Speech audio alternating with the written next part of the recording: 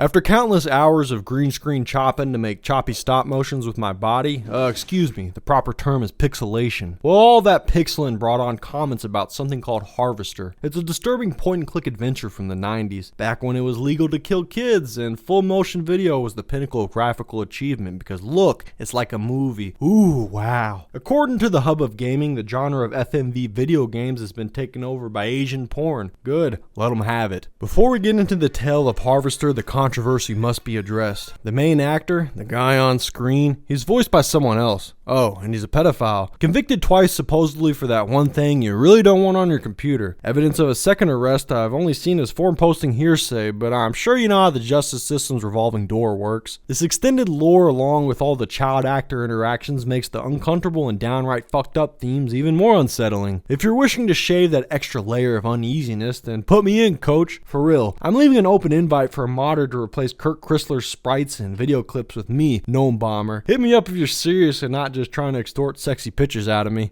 This is what Boat Bomber dreams about after editing PNGs all night.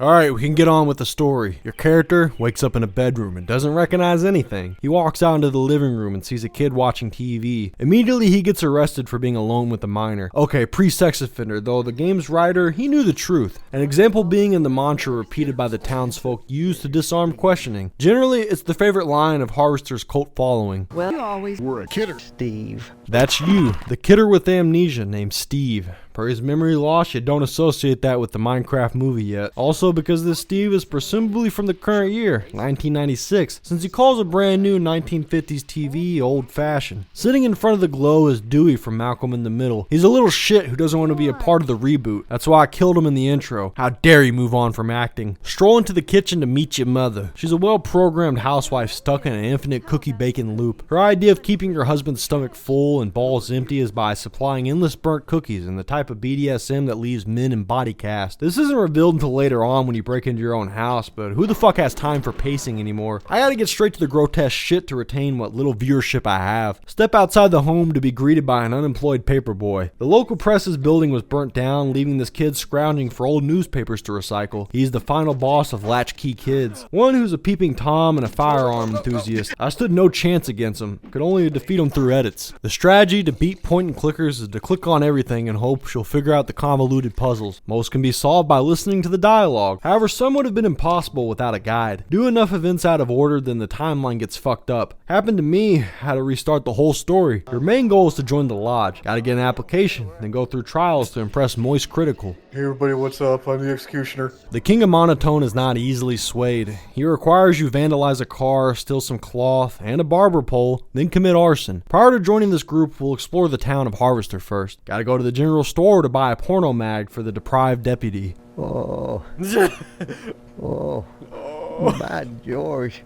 Clean towels. Unable to control his horny levels, he'll go whack off in a cell, allowing you to freely enter the evidence room. Loot it as well as the desk for the sheriff's checkbook. Use this as blackmail. Make sure to print copies or you'll get the chair. The damn police are corrupt gooners while the fire department are heterosexual artists. Gayness may be implied, but in my eyes, these are disciplined painters who practice semen retention. Don't be silly. They're here so you can feed their dog, interview their model, and steal that piece of cloth. Forgot to mention the only other person in Harvester who is just confused as Steve. It's your bride-to-be, the blonde next door, designed to be the damsel in distress who's equipped with a repeatable sex scene. She has a mother that's nearly identical to yours, and a slob of a father. This guy, Mr. Potham, is the worst possible father-in-law you could have. He has a peephole in his bathroom in order to be present for his daughter's sex scene. If that wasn't enough of a hint, off-screen he's a child molester who buried a little girl alive. In-game, don't know his actual criminal history. Another old perv around these parts is Mr. Johnson. This geezer only wants to talk about sex with your fiance and his car. Said sweet ride is the one you've been quested to key for the lodge. Sneak into his garage at night through the sewers. That sounds dirty, because it is.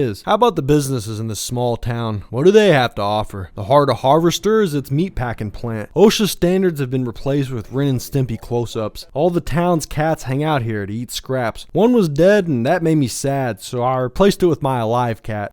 Next, there's the barber shop, an anomaly referred to as a mute barber blocks entry with his OCD sweeping. Imprisoned behind the broom are a midget and a giant. They're passing the time with a game of table pinch. The goal in this scene is to break in at night to acquire the barber's pole. Straying from the main path, there are plenty of side quest characters to be ignored, such as the Wasp Oracle. Then there's this short teacher who dominates your puny foreground, and a veteran torso guarding the town's nukes. He's definitely earned that purple heart and a half. Helpful items might be missed along the way too. Return to your old school for more extortion in exchange for a baseball bat. Meanwhile, at the local TV station, Native Americans are lined up around the block waiting for slaughter like if colonialism was an amusement park. Cut the line to meet the star of the show. Wander into the back office to punch the head off this douchebag TV executive. Loot is safe to find a deed to again blackmail the sheriff. This time for a get out of jail free card. Once again, make copies or die. Yeah, the town of Harvester is a strange place. The community's mortician moonlights as a hotel owner. Suspicious. Now that you understand the culture, let's get into that lodge. The final task is to burn down a diner. Succeeding causes the owner to hang herself along with her child, but at least the lodge gives you an invitation to their club via your love interest's spine. Inside their religious country club, the real action begins. All that inventory hoarding was for nothing, since every single item has been traded for a blade shaped like early 2000s rap jewelry. Keep that self-wrist slicer handy, for in every other room something is pacing side to side waiting to kill. Begin the gauntlet by sliding into a magic school bus style dungeon where doors are pulsating sphincters. Honestly, I rushed through the climax by sticking with a guide. Took the easiest route with the least amount of fighting. Saw an army of unique enemies, yet I avoided a few by not taking the alternative path through the fireplace. Still, I climbed up the tower to dabble in each deadly sin. All 700 of them. You'll get drunk enough to fight your shadow for a scythe, steal a bellhop shotgun, Where's Waldo a key out of a pawn, battle demons and art projects, cheat in chess to make a computer commit suicide, mutilate Cheeseburger Elvis, walk in on a cannibal family dinner, talk to a priest,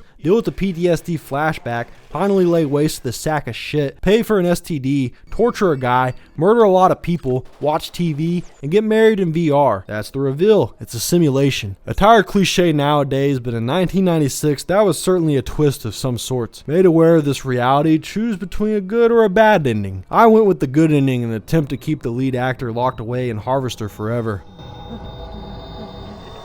Alright, let me get the drop on him. He'll never know.